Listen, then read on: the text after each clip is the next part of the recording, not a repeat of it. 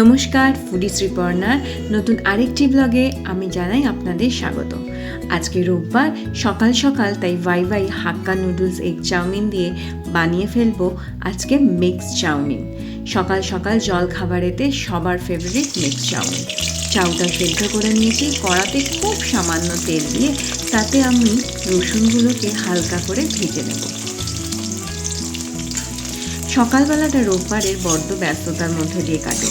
তারপরে একটা দিন ছুটি, তাতে হাজারো কাজ, তারপরে বাচ্চা আর বরের রান্না আর বায়নাক্কা সামলাতে সামলাতে নিজেদের প্রাণ ওষ্ঠাগত হয়ে যায়।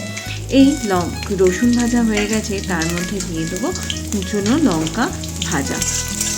কুচনো লঙ্কা আর রসুনের ভাজার যে গন্ধটা বেরোয় না, অপূর্ব গন্ধ বেরোয়, মানে সত্যি দারুণ লাগে। তার উপর তাতে দেবো চিংড়ি মাছ আর চিকেনকে কুচো করে সেদ্ধ করে নিয়েছি নুন দিয়ে আর লেবুর রস দিয়ে, যাতে ওর মধ্যে যে জার্মস থাকে বা কেমিক্যাল থাকলে সেটা বেরিয়ে যাবে। দিয়ে সেটাকে ভালো করে ভাজা ভাজা করে নেব। কড়াটাকে কিন্তু হাই করে রাখবেন। তাতে দেবো কুচনো মাশরুম।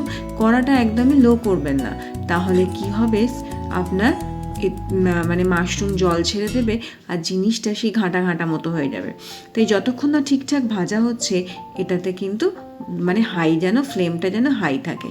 তাতে আপনার বাড়িতে থাকা বিভিন্ন রকমের আনাজ আপনি দিতে পারেন। তাতে ফুলকপি, বাঁধাকপি, কড়াইশুঁটি, গাজর, ক্যাপসিকাম, বিন কড়াই, সব কিছু যা আপনার কাছে থাকবে। শীতকালে সবজিরই তো বাহার।